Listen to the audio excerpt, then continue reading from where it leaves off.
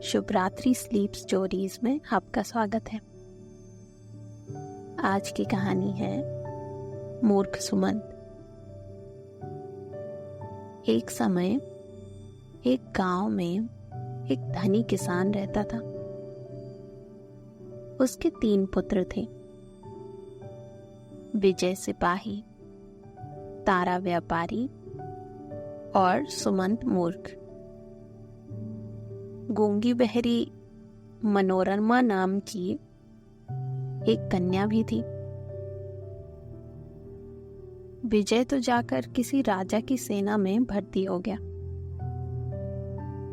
तारा ने किसी प्रसिद्ध नगर में सौदागरी की कोठी खोल ली। मूर्ख सुमंत और मनोरमा माता पिता के पास रहकर खेती का काम करने लगे।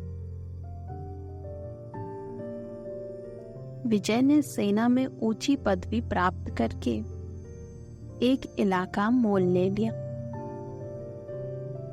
और एक मालदार पुरुष की कन्या से विवाह कर लिया। उसकी आमदनी का कुछ ठिकाना ना था,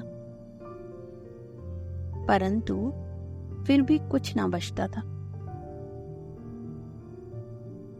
विजय एक समय इलाके पर पहुंचकर किसानों से बटाई मांगने लगा। किसान बोले कि महाराज, हमारे पास न बैल है, न हल और न बीज, बटाई कहाँ से दे?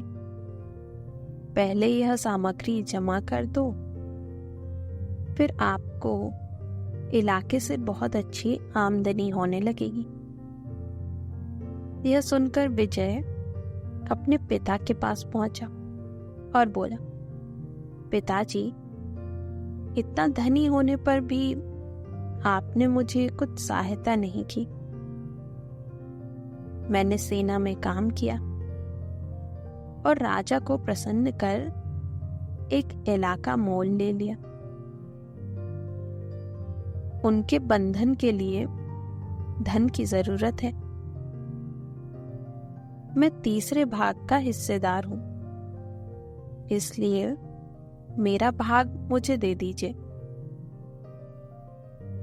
जिससे मैं अपना इलाका ठीक करूं।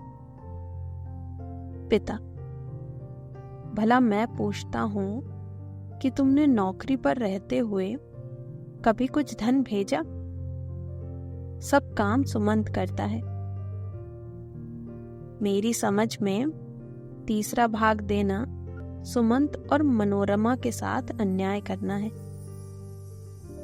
विजय, सुमंत तो मूर्ख है, मनोरमा गूंगी और बहरी है।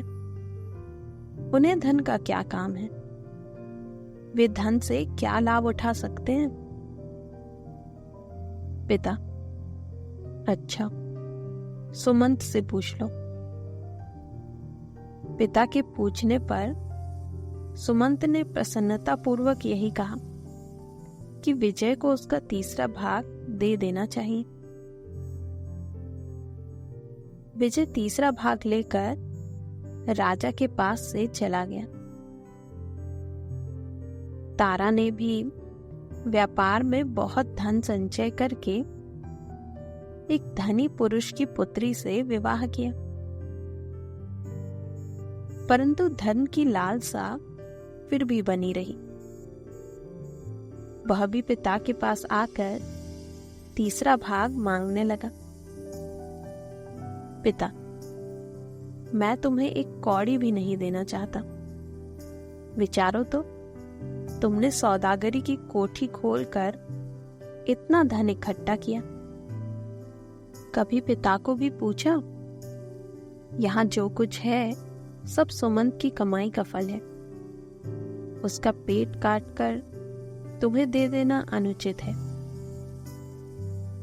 तारा, मूर्ख सुमंत को धन लेकर क्या करना है?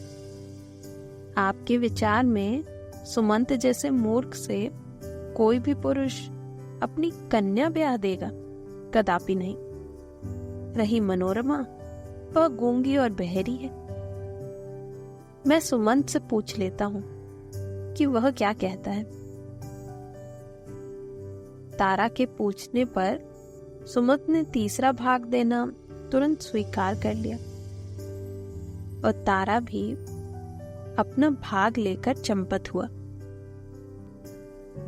सुमंत के पास जो कुछ सामान बच रहा था उसी से खेती का काम करके माता पिता की सेवा करने लगा।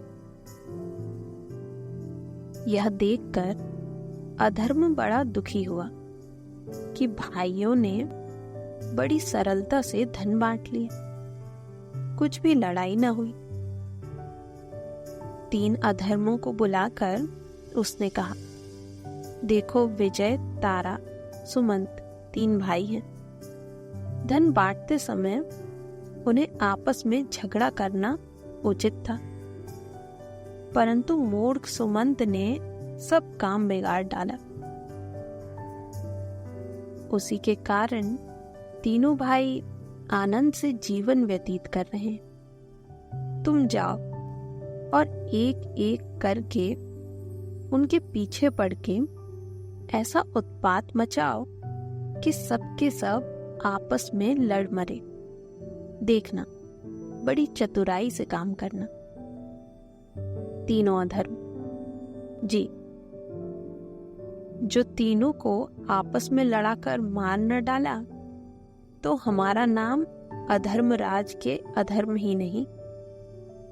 अधर्म, वाह वाह, शाबाश। जाओ, मगर जो बिना काम पूरा किए लौटा तो खाल खींच लूंगा, इतना समझ लो। तीनों अधर्म चलकर एक झील के किनारे बैठ गए और यह निश्चय किया कि कौन कौन किस किस भाई के पीछे लगे, और साथ ही नियम बांध दिया कि जिस अधर्म का कार्य पहले समाप्त हो जाए वह तुरंत दूसरे अधर्मों की सहायता करे। कुछ दिन पीछे वे 3 फिर उसी झील में जमा हुए और अपनी अपनी कथा कहने लगे। पहला भाई, मेरा काम तो बन गया। विजय भागकर पिता की शरण लेने के सिवाय अब और कुछ नहीं कर सकता। दूसरा, बताओ तो उसे कैसे फांसा। पहला, मैंने विजय को इतना घमंडी बना दिया कि वह एक दिन राजा से कहने लगा कि महाराज, यदि आप मुझे सेनापति की पदवी पर नियत कर दें तो मैं आपको सारे जगत का चक्रवर्ती राजा बना दूं। राजा ने तुरंत उसे सेनापति बनाने की आज्ञा दी कि लंका के राजा को पराजित कर दो। बस फिर क्या था, लगी युद्ध की तैयारियां होने। लड़ाई छिड़ने से एक रात पहले मैंने विजय का सारा बारूद गीला कर दिया। उधर लंका के राजा के लिए घास के अनगिनत सिपाही बना दिए। दोनों सेनाओं के सम्मुख होने पर विजय के सिपाहियों ने घास से बने हुए अनंत योद्धाओं को देखा तो उनके चक्के छूट गए। विजय ने गोले फेंकने का हुक्म दिया। बारूद गीली हो चुकी थी। तोपें आग कहां से देती। फल यह हुआ कि विजय की सेना को भागना पड़ा। राजा ने क्रोध करके उसका बड़ा अपमान किया, उसका इलाका छीन गया। इस समय वह बंदी खाने में कैद है। बस केवल यह काम शेष रह गया कि उसे बंदी खाने से निकालकर उसको पिता के घर पहुंचा दो। फिर छुट्टी है, जो चाहे उसकी सहायता करने के लिए तैयार हो। दूसरा, मेरा कार्य भी सिद्ध हो गया, तुम्हारी सहायता की कोई आवश्यकता नहीं। तारा को तो पहले ही मोटा करके आलसी बना दिया, फिर इतना लोभी बना दिया कि वह संसार भर का माल ले लेकर कोठरी भरने लगा। उसकी खरीद अभी तक जारी है। उसका सब धन खर्च हो गया और अब उधार रुपया लेकर माल ले रहा है। 1 सप्ताह में उसका सब माल सत्यानाश कर दूंगा और तब उसे सिवाय पिता के शरण में जाने के और कोई उपाय न रहेगा। तीसरा भाई, हमारा हाल तो बड़ा पतला है। पहले मैंने सुमंत के पीने के पानी में पेट में दर्द उत्पन्न कराने वाली बूटी मिलाई, फिर खेत में जाकर धरती को ऐसा कड़ा कर दिया कि उस पर हल ना चल सके। मैं समझता था कि पीड़ा के कारण वह खेत बाहने न आएगा, परंतु वह तो बड़ा ही मूर्ख है। आया और हल चलाने लगा। हाय हाय करता जाता था, परंतु हल हाथ से न छोड़ता था। मैंने हल तोड़ दिया। वह घर जाकर दूसरा ले आया। मैंने धरती में घुसकर हल को पकड़ लिया। उसने ऐसा धक्का मारा कि मेरे हाथ कटते कटते बचे। उसने केवल एक टुकड़े के सिवाय बाकी सारा खेत बो लिया। यदि तुम मेरी सहायता ना करोगे तो सारा खेल बिगड़ जाएगा, क्योंकि यदि वह इसको पार कर खेतों को बहाता है और बोता है तो उसके भाई भूखे नहीं मर सकते। फिर बैर भाव किस भांति उत्पन्न हो सकता है? सुखपूर्वक उनका पालन पोषण होता रहेगा। पहला, कुछ चिंता नहीं, देखा जाएगा, घबराओ नहीं, कल अवश्य तुम्हारे पास आऊंगा। सुमंत हल चला रहा था। अचानक पैर एक झाड़ी में फंस गया। उसे अचंभा हुआ कि खेत में तो कोई झाड़ी नहीं थी। यह कहां से आई? बात यह थी कि अधर्म ने झाड़ी बनकर सुमंत की टांग पकड़ ली थी। सुमंत ने हाथ डालकर झाड़ी को जड़ से उखाड़ डाला। देखा तो उसमें काले रंग का अधर्म बैठा हुआ है। सुमंत गला दबाकर, बोल, दबाऊं गला? अधर्म, मुझे छोड़ दो, मुझे जो कहोगे वही करूंगा। सुमंत, क्या कर सकते हो? अधर्म, सब कुछ। सुमंत, मेरे पेट में दर्द हो रहा है, उसे अच्छा कर दो। अधर्म, हाँ कर दूंगा। अधर्म ने धरती में से 3 बूटियां लाकर एक बूटी सुमंत को खिला दी। दर्द बंद हो गया और दूसरी 2 बूटियां सुमंत को देकर बोला, जिसको एक बूटी खिला दोगे उसके सब रोग तत्काल बंद हो जाएंगे। अब मुझे जाने की आज्ञा दो, मैं फिर कभी नहीं आऊंगा। सुमंत, हाँ जाओ, परमात्मा तुम्हारा भला करे।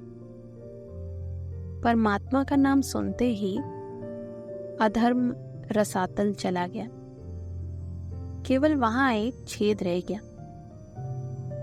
सुमंत ने दूसरी 2 बूटियां पगड़ी में बांध ली और घर चला आया। देखा कि विजय और उसकी स्त्री आए हुए हैं। बड़ा प्रसन्न हुआ। विजय बोला, भाई सुमंत, जब तक मुझे नौकरी ना मिले तुम हम दोनों को यहां रहने दे सकते हो? सुमंत, क्यों नहीं, आपका ही घर है, आप आनंद से रहिए। भोजन करते समय विजय की सभ्य पत्नी पति से बोली कि सुमंत के शरीर से मुझे दुर्गंध आती है, इसे बाहर भेज दो। विजय: सुमंत, मेरी स्त्री कहती है कि तुम्हारे शरीर से दुर्गंध आती है, पास बैठा नहीं जाता, तुम बाहर जाके भोजन कर लो। सुमंत: जी ठीक है, आपको कष्ट ना हो। दूसरे दिन विजय वाला अधर्म खेत में आकर सुमंत वाले अधर्म को खोजने लगा। कहीं पता नहीं मिला। खेत के एक कोने पर छेद दिखाई दिया। अधर्म जान गया कि साथी काम नहीं आया और खेत जुत चुका। क्या हुआ? चरावर में चलकर इस मूर्ख को देखता हूं। सुमंत के चरावर में पहुंचकर इतना पानी छोड़ा कि सारी घास उसमें डूब गई। इतने में सुमंत वहां आकर हंसिए से घास काटने लगा। हंसिए का मुंह मुड़ गया। घास किसी तरह ना कटती थी। सुमंत ने सोचा, यहां व्यर्थ समय गंवाने से क्या लाभ होगा, पहले हंसिया तेज करना चाहिए। रहा काम, यह तो मेरा धर्म है। 1 सप्ताह क्यों ना लग जाए, मैं घास काटे बिना यहां से चला जाऊं तो मेरा नाम सुमंत नहीं। सुमंत घर जाकर हंसिया ठीक कर लाया। अधर्म ने हंसिए को पकड़ने का साहस किया, परंतु पकड़ ना सका, क्योंकि सुमंत लगातार घास काटे जाता था। जब केवल घास का एक छोटा सा टुकड़ा शेष रह गया तो अधर्म भागकर उसमें जा छिपा। सुमंत कब रुकने वाला था? वह वहां पहुंचकर घास काटने लगा। अधर्म वहां से भागा। भागते समय उसकी पूंछ कट गई। अधर्म ने विचारा कि चलो जई की खेतों में चले, देखे जई कैसे काटता है। वहां जाकर देखा तो जई कटी पड़ी है। अधर्म ने विचार किया कि यह मूर्ख बड़ा चंडाल है, दिल निकलने नहीं दिया, रात रात में सारी जई काट डाली। यह दुष्ट तो रात को भी काम में लगा रहता है। अच्छा, खलिहान में चलकर इसका भूसा सड़ाता हूं। अधर्म भागकर चरी में छिप गया। सुमंत गाड़ी लेकर चरी लादने के लिए खलिहान में पहुंचा। एक एक पूली उठाकर गाड़ी में रखने लगा कि एक पूले में से अधर्म निकल पड़ा। सुमंत: अरे दुष्ट, तू फिर आया। अधर्म: मैं दूसरा हूं, पहला मेरा भाई था। सुमंत: कोई हो, अब जाने न पाओगे। अधर्म: कृपया करके मुझे छोड़ दीजिए, आप जो आज्ञा दें वही करने को तैयार हूं। सुमंत: तुम क्या कर सकते हो? अधर्म: मैं भूसे के सिपाही बना सकता हूं। सुमंत: सिपाही क्या काम देते हैं? अधर्म: तुम उनसे जो चाहो सो काम करा सकते हो। सुमंत: वे गाना गा सकते हैं? अधर्म: क्यों नहीं। सुमंत: अच्छा बनाओ। अधर्म: तुम चरी के पूले लेकर यह मंत्र पढ़ो, मेरी आज्ञा से सिपाही बन जा, और फिर पूले को धरती पर मारो, सिपाही बन जाएगा। सुमंत ने वैसा ही किया। पूले से सिपाही बनने लगे, यहां तक कि पूरी पलटन बन गई और बाजा बजने लगा। सुमंत हंसकर, वाह भाई वाह, यह तो खूब तमाशा है, इसे देखकर बच्चे बहुत प्रसन्न होंगे। अधर्म, आज्ञा है, अब जाऊं? सुमंत, नहीं, अभी मुझे पूले बना देने का मंत्र भी सिखा दो, नहीं तो ये हमारा सारा अनाज चट कर जाएंगे। अधर्म, बस ये मंत्र पढ़ो, सिपाही मेरे सेवक, मेरी आज्ञा से फिर पूले बन जाओ, तब यह सब फिर पूले बन जाएंगे। सुमंत ने वह मंत्र पढ़ा, सब पूले बन गए। अधर्म, अब जाऊं, आज्ञा है? सुमंत, हाँ जाओ, भगवान तुम पर दया करे। भगवान का नाम सुनते ही अधर्म धरती में समा गया। पहले की भांति एक छेद शेष रह गया। सुमंत जब घर लौटा तो देखा कि स्त्री सहित मंझला भाई तारा आया हुआ है। वह सुमंत से बोला, भाई सुमंत, लेनदारों के डर से भागकर तुम्हारे पास आए हैं। जब तक कोई रोजगार ना मिले यहां ठहर सकते हैं कि नहीं? सुमंत, क्यों नहीं, घर किसका और मैं किसका, आप आनंद से रहिए। भोजन पर से जाने पर तारा की स्त्री ने तारा से कहा, मैं गवार के पास बैठकर भोजन नहीं कर सकती। तारा, भाई सुमंत, मेरी स्त्री तुमसे घिन करती है, बाहर जाकर भोजन कर लो। सुमंत, अच्छी बात है, आपका चित्त प्रसन्न रहना चाहिए। दूसरे दिन तारा वाला अधर्म सुमंत को दुख देने के वास्ते खेत में पहुंचकर साथियों को ढूंढने लगा, पर किसी का पता न चला। खोजते खोजते एक छेद तो खेत के कोने में मिला, दूसरा खलिहान में। उसे मालूम हो गया कि दोनों के दोनों यमलोक जा चुके।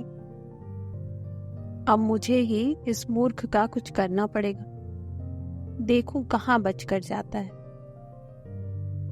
अतएव वह सुमंत की खोज लगाने लगा।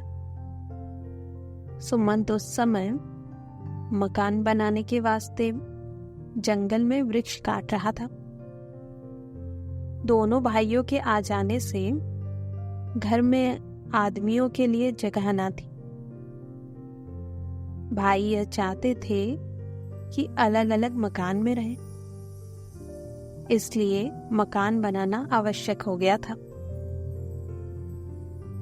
अधर्म वृक्ष पर चढ़कर शाखाओं में बैठ सुमंत के काम में विघ्न डालने लगा। सुमंत कब टलने वाला था। संध्या होते होते उसने कई वृक्ष काट डाले।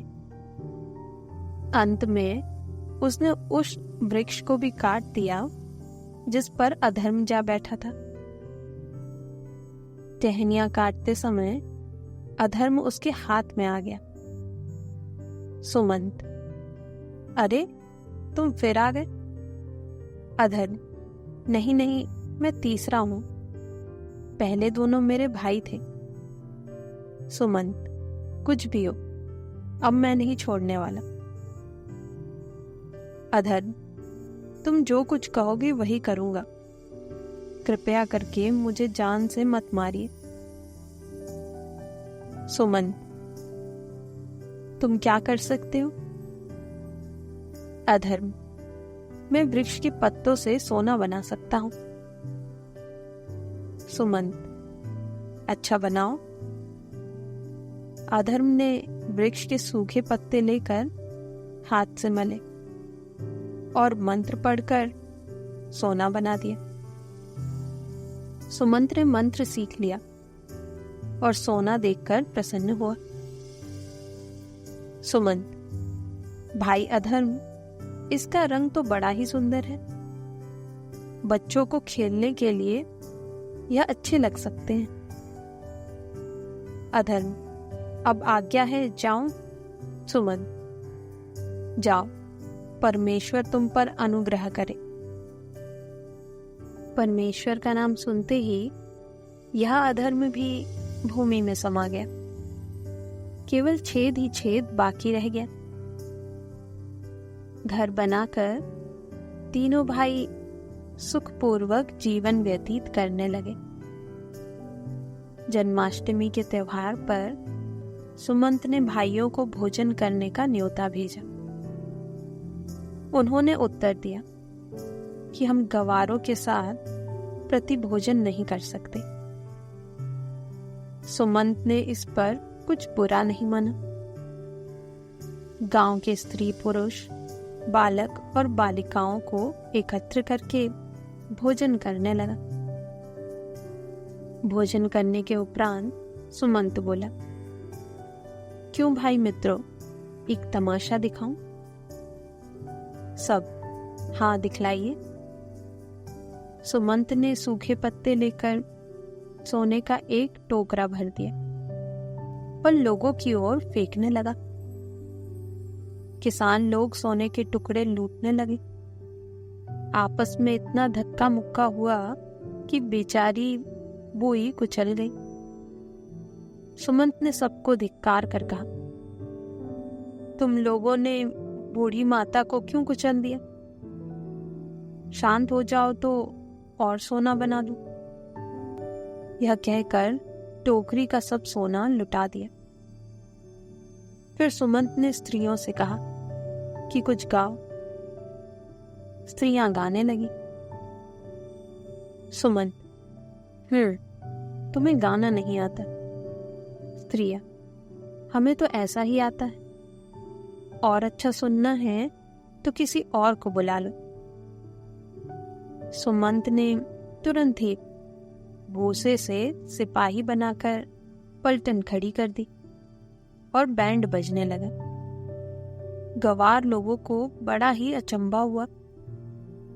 सिपाही बड़ी देर तक गाते रहे। तब सुमंत ने उनको फिर भूसा बना दिया और सब लोग अपने अपने घर चले गए। प्रातःकाल विजय ने यह चाचर सुनी तो हाँफता हाँफता सुमंत के पास आया। बोला, भाई सुमंत, यह सिपाही तुमने किस रीति से बनाए थे? सुमंत, क्यों, आपको क्या काम है? विजय, काम की एक ही कही, सिपाहियों की सहायता से तो हम राज्य जीत सकते हैं। सुमंत, यह बात है, तुमने पहले क्यों नहीं कहा? खलिहान में चलिए, वहां चलकर जितने कहो उतने सिपाही बना देता हूं। परंतु शर्त यह है कि उन्हें तुरंत ही यहां से बाहर ले जाना, नहीं तो वो गांव का गांव चट कर जाएंगे।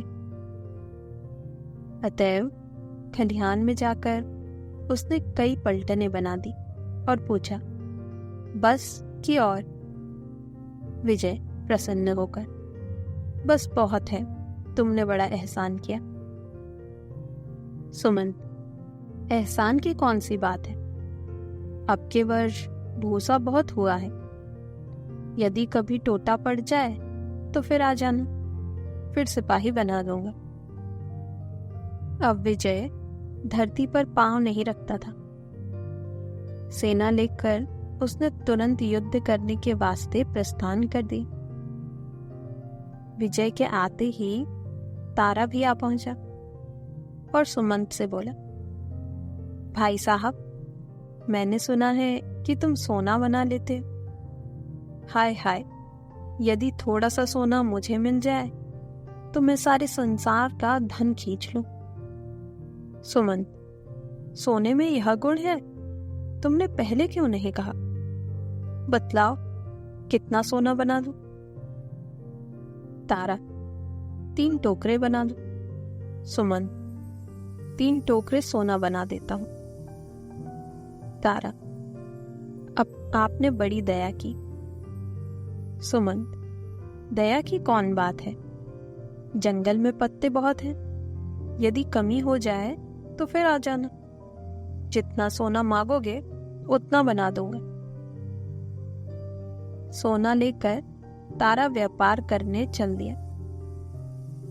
विजय ने सेना की सहायता से एक बड़ा भारी राज्य विजय कर लिया। उधर तारा के धन का भी पारावार न रहा। एक दिन दोनों में मुलाकात हुई, बातें होने लगी। विजय, भाई तारा, मैंने तो अपना राज्य अलग बना लिया है और अब चैन करता हूं, परंतु इन सिपाहियों का पेट कहां से भरूं? रुपए की कमी है, सदैव यही चिंता बनी रहती है। तारा, तो क्या आप समझते हैं कि मुझे चिंता नहीं है? मेरे धन की गिनती नहीं, पर उसकी रखवाली करने के लिए सिपाही नहीं मिलते। बड़ी विपत्ति में पड़ा हूं। विजय, चलिए सुमंत मूर्ख के पास चलें। मैं तुम्हारे वास्ते थोड़े से सिपाही बनवा दूं और तुम मेरे लिए थोड़ा सा सोना बनवा दो। तारा, हाँ ठीक है, चलिए। दोनों भाई सुमंत के पास पहुंचे। विजय, भाई सुमंत, मेरी सेना में कुछ कमी है, कुछ सिपाही और बना दो। सुमंत, नहीं, अब मैं सिपाही नहीं बनाता। विजय, पर तुमने वचन जो दिया था, नहीं तो मैं आता ही क्यों? कारण क्या है, क्यों नहीं बनाते? सुमंत, कारण यह कि तुम्हारे सिपाहियों ने एक मनुष्य को मार डाला। कल जब मैं खेत में हल जोत रहा था तो मैंने यह बातें सुनी। मैं तो आज तक केवल यह समझता था कि सिपाही बैंड बजाया करते हैं, परंतु वे तो मनुष्य की जान भी ले लेते हैं। ऐसे सिपाही बनाने से तो संसार का नाश हो जाएगा। तारा, अच्छा, यदि सिपाही नहीं बनाते तो मेरे लिए थोड़ा सा सोना और बना दो। तुमने वचन दिया था कि कमी हो जाने पर फिर बना दूंगा। सुमन, हाँ वचन तो दिया था, पर मैं अब सोना भी नहीं बनाऊंगा। तारा, क्यों?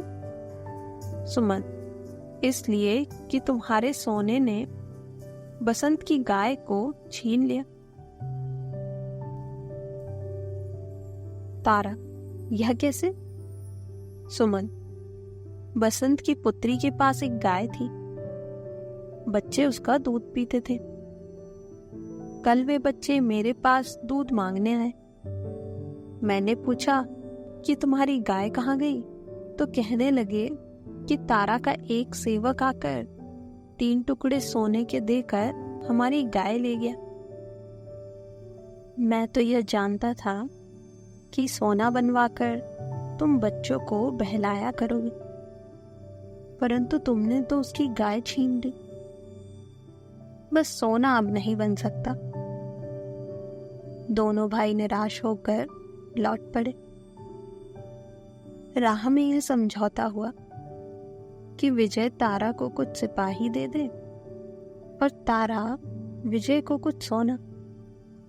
कुछ दिन बाद धन के बल से तारा ने भी एक राज्य मोल ले लिया और दोनों भाई राजा बनकर आनंद करने लगे।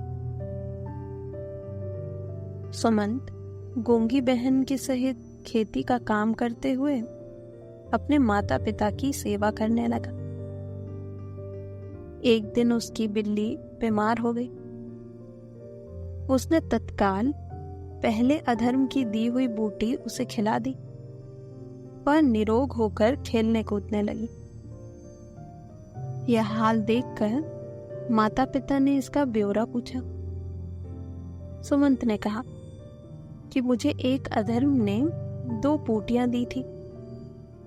वह सब प्रकार के रोगों को दूर कर सकती है। उनमें से एक बूटी मैंने बिल्ली को खिला दी। उसी समय देवगति से वहां के राजा की कन्या बीमार हो गई। राजा ने यह डोंडी पिटवाई कि जो पुरुष मेरी कन्या को अच्छा कर देगा, उसके साथ उसका विवाह कर दिया जाएगा। माता पिता ने सुमंत से कहा, यह तो बड़ा अच्छा अवसर है। तुम्हारे पास एक बूटी बची है, जाकर राजा की कन्या को अच्छा कर दो और उम्र भर चैन करो। सुमंत जाने के लिए राजी हो गया। बाहर आने पर देखा द्वार पर एक कंगाल बुढ़िया खड़ी। बुढ़िया, सुमंत, मैंने सुना है कि तुम रोगों को दूर कर देते हो।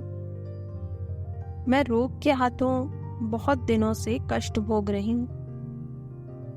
पेट को रोटियां मिलती ही नहीं, दवा कहां से करूं? तुम मुझे कोई दवा दे दो तो बड़ा यश होगा। सुमन तो दया का भंडार था। बूटी निकालकर तुरंत बुढ़िया को खिला दी। वह चंगी होकर उसे आशीष देते हुए घर चली गई। माता पिता यह हाल सुनकर बड़े दुखी हुए और कहने लगे कि सुमंत, तुम बड़े मूर्ख हो। कहाँ राजकन्या और कहाँ यह कंगाल बुढ़िया? भला इस बुढ़िया को चंगा करने से तुम्हें क्या मिला? सुमंत, मुझे राजकन्या के रोग दूर करने की भी चिंता है, वहां भी जाता हूं। माता, बूटी तो है ही नहीं, जाकर क्या करोगे? सुमंत, कुछ चिंता नहीं, देखो तो सही क्या हो सकता है। समदर्शी पुरुष देवरूप होता है। सुमंत के राजमहल पर पहुंचते ही राजकन्या निरोग हो गई। राजा ने अति प्रसन्न होकर उसका विवाह सुमंत के साथ कर दिया। इसके कुछ साल बाद राजा का देहांत हो गया। पुत्र ना होने के कारण वहां का राज सुमंत को मिल गया। अब तीनों भाई राज पदवी पर पहुंच गए। विजय का प्रभाव सूर्य की भांति चमकने लगा। उसने भूसे के सिपाहियों से सचमुच सिपाही बना दिए। राज्य भर में यह हुक्म जारी कर दिया कि 10 घर पीछे एक मनुष्य सेना में भर्ती किया जाए। और अब इतने सेना हो गए कि कोई शत्रु सामना करता है तो वह तुरंत उसका विध्वंस कर देता है। सारे राजा उसके भय से कांपने लगे। वह अखंड राज करने लगा। तारा बड़ा बुद्धिमान था। उसने धन संचय करने के निमित्त मनुष्यों, घोड़ों, गाड़ियों, जूतों, जुराबों, वस्त्रों, तात्पर्य यह कि जहां तक हो सकता था सब व्यवहारिक वस्तुओं पर अपनी बैठ जमा दी। धन रखने को लोहे की सलाखों वाले पक्के खजाने बना दी और चोरी चकारी, लूटमार, धन संबंधी झगड़े बंद करने के लिए अनगिनत कानून जारी कर दिए। संसार में रुपया ही सब कुछ है। रुपए की भूख से सब लोग आकर उसकी सेवा करने लगे। अब सुमंत मूर्ख की करतूत सुनिए। ससुर का क्रियाक्रम करने के बाद उसे राजसी वस्तुओं को उतारकर संदूक में बंद कर अलग धर दिए। मोटे छोटे कपड़े पहन लिए और किसानों की भांति खेती का काम करने लगा। बैठे बैठे उसका जी उबता था। भोजन न पचता। नींद और भूख दोनों जाती रही। उसने अपनी गूंगी बहन और माता पिता को अपने पास बुला लिया और ठीक पहले की भांति खेती का काम करना आरंभ कर दिया। मंत्री, आप तो राजा हैं, आप यह काम क्यों करते हैं? सुमंत, तो क्या मैं भूखों मर जाऊं? मुझे तो काम के बिना भूख ही नहीं लगती। करूं तो क्या करूं? दूसरा मंत्री, महाराज, राज्य का प्रबंध किस प्रकार किया जाए? नौकरों को तनख्वाह कहां से दी जाए?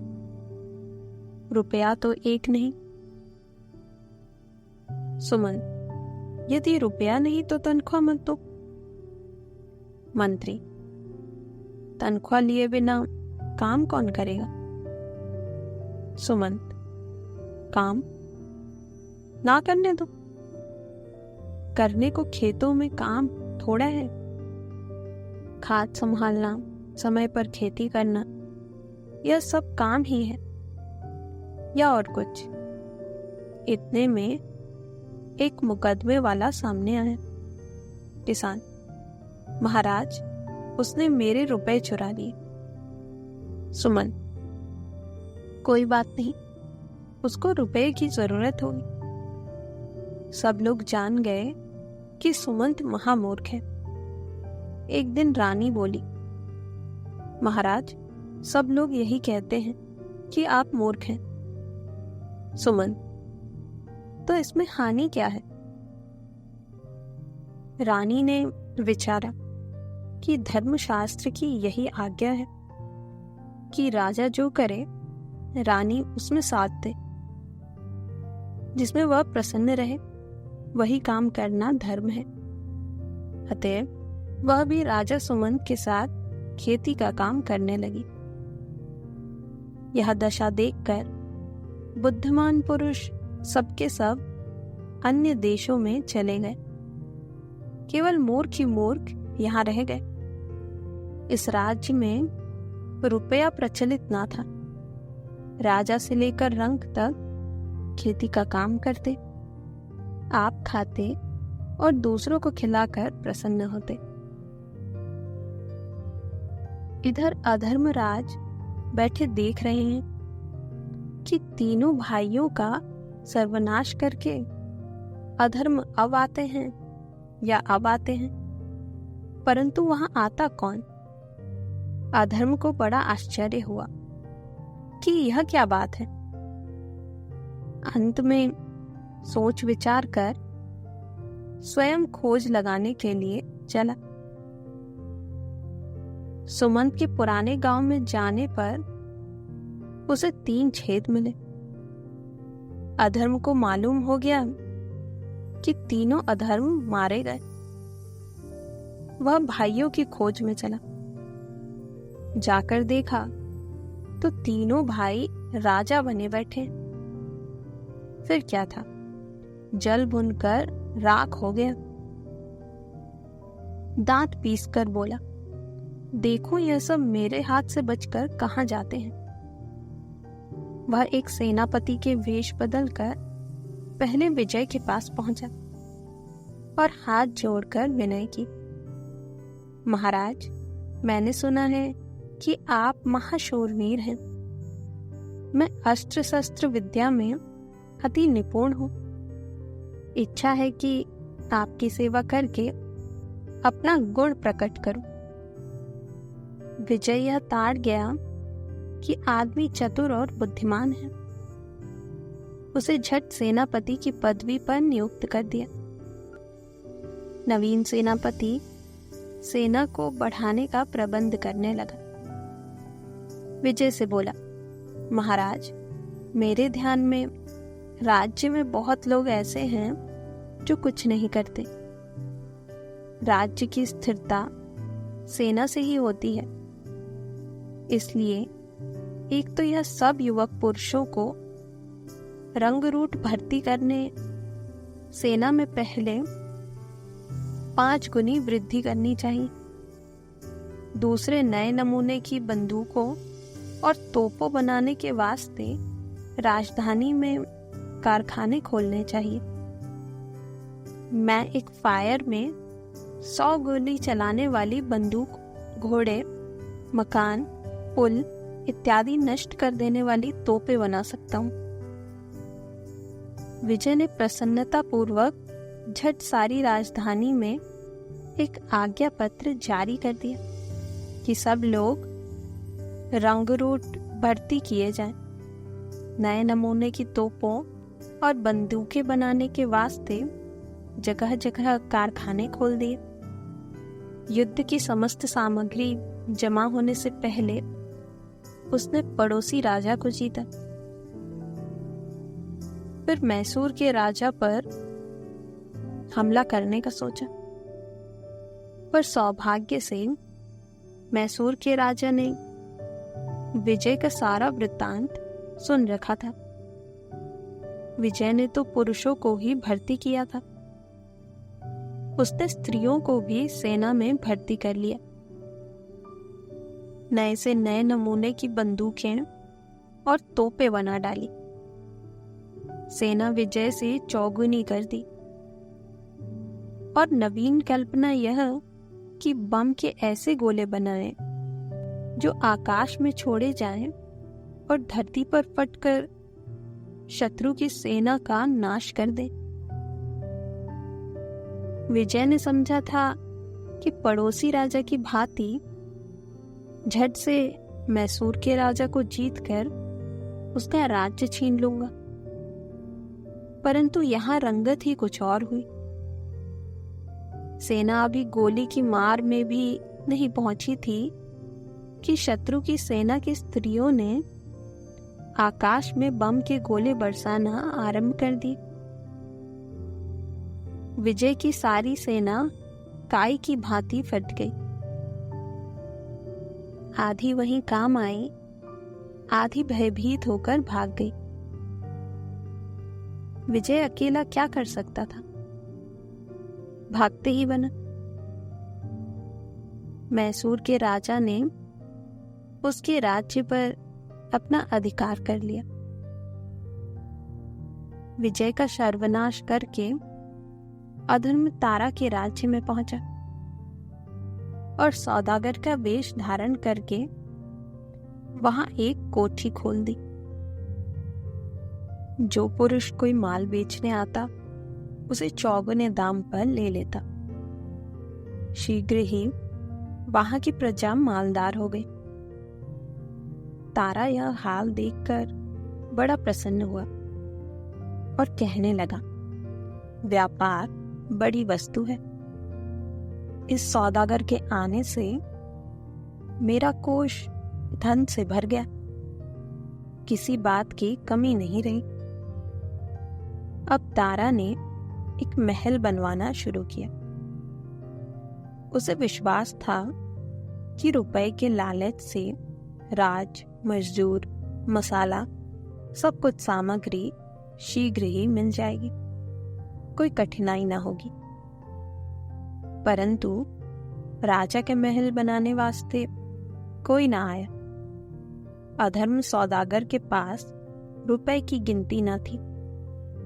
उसकी अपेक्षा राजा उससे अधिक मजदूरी और दाम नहीं दे सकता था। उसका महल ना बन सका।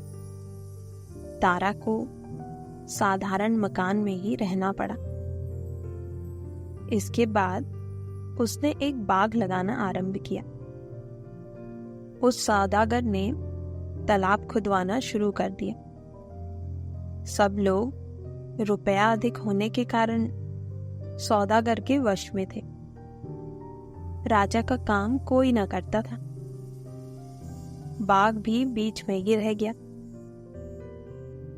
शीतकाल आने पर तारा ने ऊनी वस्त्र आदि खरीदने का विचार किया।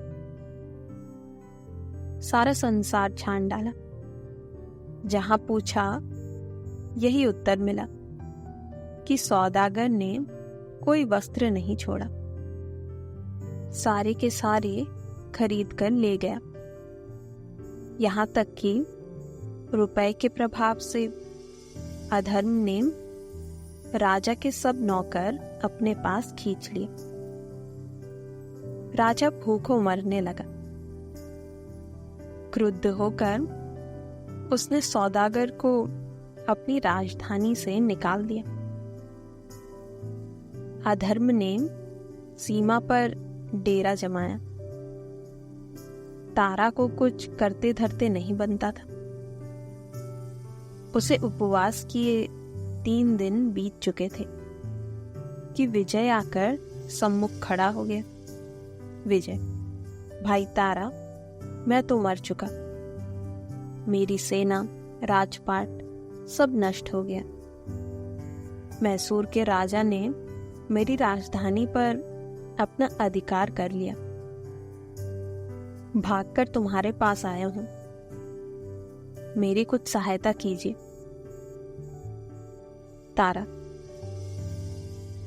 सहायता की एक ही कही।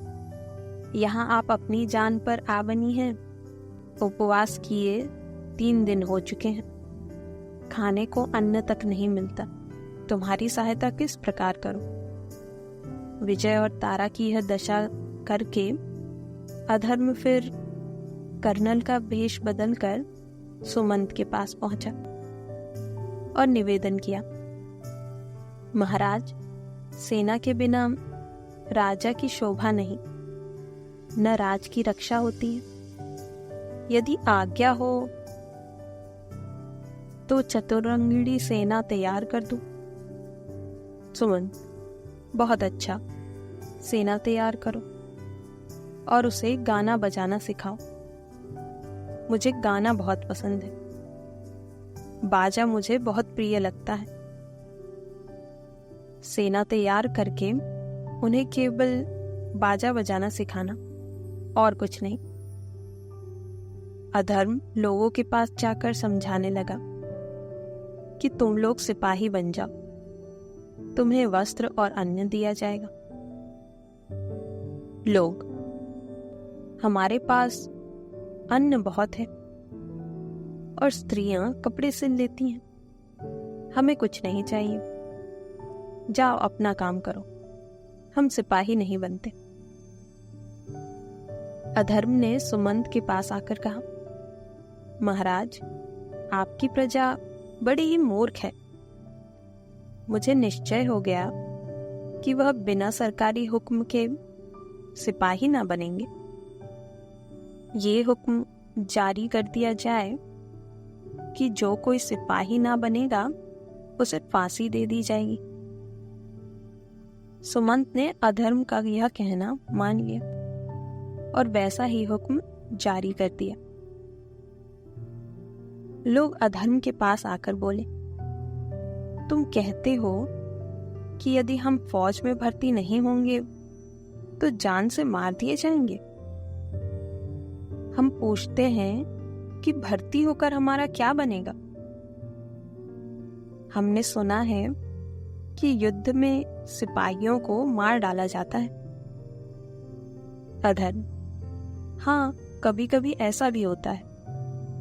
लो, जब मरना ही ठहरा तो घर में रहकर क्यों न मरे? युद्ध में प्राण देने से क्या लाभ? हम सिपाही नहीं बनते। अधर्म, तुम महामूर्ख हो। युद्ध में जाकर तुम मारे ही जाओगे ये बात नहीं है। बच भी सकते हो, परंतु सिपाही न बनने से तुम्हें फांसी जरूर हो जाएगी। लोग डर कर सुमंत के पास पहुंचे और बोले, महाराज, एक सेनापति हमें अचरज की बात सुनाते हैं। उनका कथन है कि यदि हम सिपाही ना बनेंगे तो महाराज हमको अवश्य ही फांसी दे देंगे। क्या ये बात सत्य है? सुमंत हंसकर, भला सोचो, मैं अकेला तुम सबको कैसे फांसी दे सकता? लो, तो हम सिपाही क्यों बने? सुमंत, मत बनो। लोग अपने अपने घरों को चले गए। अधर्म बहुत निराश हुआ कि ये मंत्र तो ना चला। पड़ोसी राजा के पास जाकर उसे ये उपदेश देता हूं कि कैसे मूर्ख राजा का देश छीन ले, और एक दूसरे राज्य के दरबार में जाकर उनसे विनय की महाराज, सुमंत के राज्य में अन्न और पशु बहुत है। रुपया ना हुआ तो क्या, बस चढ़ाई करके उसका राज्य छीन लीजिए। राजा ने अधर्म का कहना मानकर युद्ध की तैयारी कर ली। उधर सुमंत की प्रजा ने ये खबर पाकर सुमंत के पास जा पहुंची कि महाराज, उत्तर प्रदेश का राजा युद्ध करने के वास्ते आ रहा है। सुमंत ने कहा, आने दो, हमारी कुछ हानि नहीं। उत्तर देश आदिपति ने सुमंत की सेना का भेद लेने के लिए कुछ सिपाही भेजे। वहां सेना कहाँ कि भेद किसका, वो लौट आए। तब उस राजा ने सेना को ये आज्ञा दी कि जाकर देश लूट लो। सिपाही गांव में पहुंचकर अन्न, वस्त्र, पशु आदि लूटने लगे। सुमंत की प्रजा ने किसी का सामना नहीं किया, कुछ ना बोले, बल्कि सिपाहियों की सेवा करने लगे और कहने लगे, भाई, यदि अपने देश में रहने से तुम्हें कोई कष्ट होता है तो हमारे यहाँ आकर रहो। अब सिपाही भी सोचने लगे कि युद्ध करें तो किससे करें। यहाँ तो सब लोग अपने आप सब कुछ देने को तैयार हैं। अपने राजा के पास जाकर बोले, महाराज, सुमंत की प्रजा तो स्वयं सब कुछ देने को तैयार है, लड़ाई किसके साथ की जाएगी। राजा ने कहा, कुछ चिंता नहीं, जाओ गांव जला दो, सभी पशु मार डालो, हम लड़ाई अवश्य करेंगे। यदि मेरा कहा नहीं मानोगे तो तुम्हें तोप के मुंह में बांधकर उड़ा दूंगा। सिपाही भयभीत होकर फिर लौटे और गांव आदि जलाने लगे। सुमंत की प्रजा ने उनसे प्रेम पूर्वक कहा, ऐसी अच्छी चीजों को भस्म करने से आप लोगों को क्या फल मिलेगा। यदि इच्छा है तो ये सब पदार्थ अपने देश को ले जाओ, हमें कोई शौक नहीं, परंतु इस प्रकार पशुओं का वध करने से हमें क्लेश होता है। अंत में सेना को प्रजा पर दया आ गई। सिपाही राजा की नौकरी छोड़कर अपने अपने घर चले गए। सुमंत आनंद से राज्य करता रहा। अधर्म सोचने लगा कि अब क्या करे। इस मूर्ख ने तो बड़ा ही कष्ट दिया है। सच है, बुद्धिमानों को वश में करना सहज है, मूर्ख को समझाना कठिन है। अच्छा, एक भद्र पुरुष का वेश बनाकर सुमंत के पास चलते हैं, शायद कहना मान जाए। वो तुरंत वेश बदलकर सुमंत मूर्ख की सेवा में आया और बोला, महाराज, मेरी इच्छा है कि आपकी राजधानी में व्यापार फैलाऊं। व्यापार करने से पुरुष बुद्धिमान और चतुर होता है। सुमंत, बहुत अच्छा, आइए व्यापार फैलाइए। दूसरे दिन अधर्म स्वर्ण मुद्रा की थैली लेकर चौराहे पर पहुंचा और मोहरे दिखाकर लोगों से कहने लगा कि जो कोई मेरा काम करेगा उसे मैं ये मोहरे दूंगा। वहां की मूर्ख प्रजा मोहर का नाम तक नहीं जानती। सोने के सुंदर सुंदर टुकड़े देखकर वे लोग प्रसन्न हो गए और अधर्म का काम करने लगे। अधर्म ने समझा कि तारा वाला मंत्र चल गया। थोड़े दिन लोग अधर्म का काम करते रहे, उसे अन्न वस्त्र भी देते रहे, जब उनके पास मुहर बहुत हो गई और उन्होंने अपनी स्त्री और बालकों को गहने बना दिए, तब उन्होंने अधर्म का काम करना छोड़ दिया। यहां तक कि उसके हाथ आटा दाल भी बेचना बंद कर दिया। अधर्म की विचित्र गति बनी। एक दिन एक किसान के घर जाकर वो कहने लगा,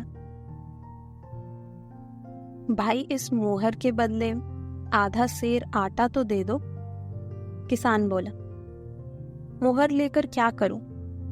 मोहर तो पहले की ही बहुत पड़ी है, आटा नहीं बेचता। हाँ, परमेश्वर के नाम पर मांगो तो देने को तैयार हूं।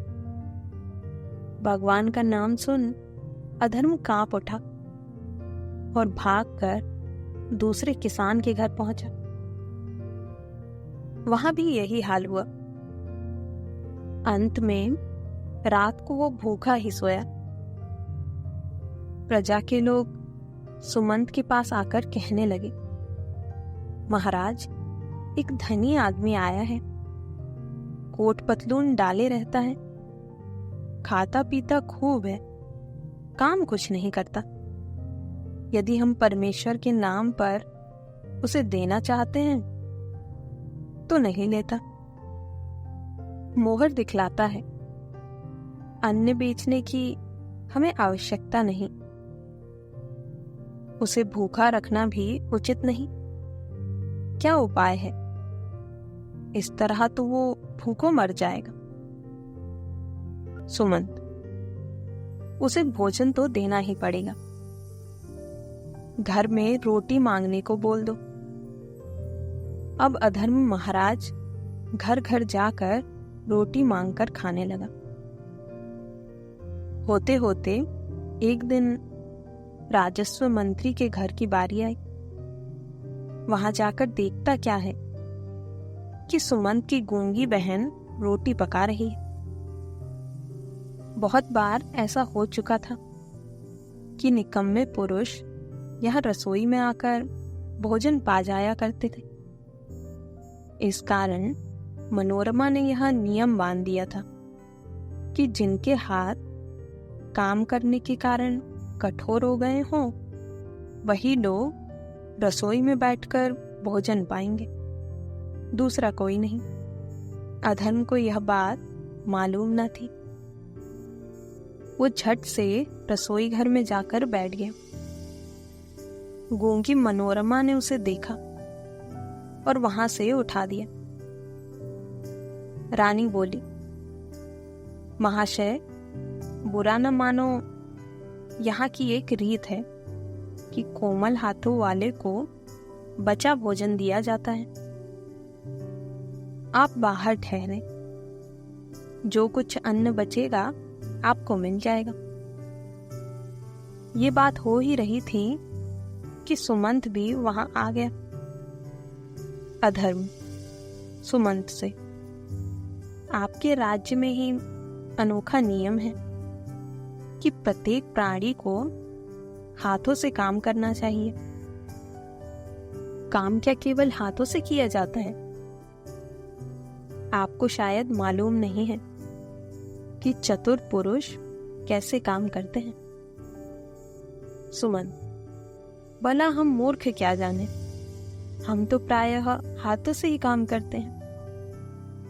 अधर्म, इसी कारण आप लोग मूर्ख हैं। अब मैं आपको मस्तक द्वारा काम करना बतलाऊंगा, तो आपको विदित हो जाएगा कि मस्तिष्क द्वारा काम करना हाथों द्वारा काम करने से कहीं अधिक फलदायक है। सुमन, ओहो, तो हम लोग निस्संदेह मूर्ख हैं। अधर्म, मस्तक द्वारा काम करना सहज नहीं। मुझे आप रसोई में बिठाकर इस कारण भोजन नहीं कराते कि मेरे हाथ कोमल हैं और मैं हाथों से काम नहीं करता, परंतु मैं आपसे सत्य कहता हूं कि मस्तक द्वारा काम करना अति कठिन है। यहाँ तक कि कभी कभी मस्तक फटने लग जाता है। सुमंत, मित्र, ऐसा कष्ट क्यों उठाते हो? मस्तक फटना क्या अच्छा मालूम होता है? हाथों से सहज काम क्यों नहीं कर लेते? अधर्म, मुझे आप लोगों की यह गति देखकर दया आती है। इस कारण चाहता हूं कि आप लोगों को भी ये काम सिखा दूं। सुमंत, बहुत अच्छा, सिखा दीजिए। काम करते करते जब हमारे हाथ थक जाया करेंगे तब मस्तिष्क से काम किया करेंगे। दूसरे दिन सुमंत ने अपनी समस्त राजधानी में ढिंढोरा पिटवा दिया कि एक महात्मा मस्तक द्वारा काम करना बतलाएंगे, क्योंकि इस प्रकार काम करना अति लाभदायक है। सब लोग आकर उनका उद्देश्य सुने। लोगों के दल आने लगे। सुमंत ने चतुर पुरुष को एक बड़े ऊंचे बुर्ज पर चढ़ा दिया कि लोग उसे भली प्रकार देख सके। उस बुर्ज पर एक लालटेन गड़ी हुई थी। अधर्म चोटी पर पहुंचकर व्याख्यान देने लगा। लोग समझते थे कि वो मस्तक द्वारा काम करना बताएगा, परंतु वो खाली गप्पे हाँकने लगा कि हाथों से काम किए बिना मनुष्य बहुत चैन से रह सकता है। यह जरूरी नहीं कि सभी लोग हाथों से काम करें। लोग एक अक्षर ना समझे और निराश होकर अपने घरों को लौट गए। अधर्म कई दिन बुर्ज पर बैठा बकवास करता रहा। उसे भूख सताने लगी। लोग समझते थे कि जब मस्तक द्वारा काम करना हाथों से काम करने से उत्तम है, तो उसे भोजन की क्या कमी हो सकती है। इस कारण उन्होंने भोजन नहीं पहुंचाया।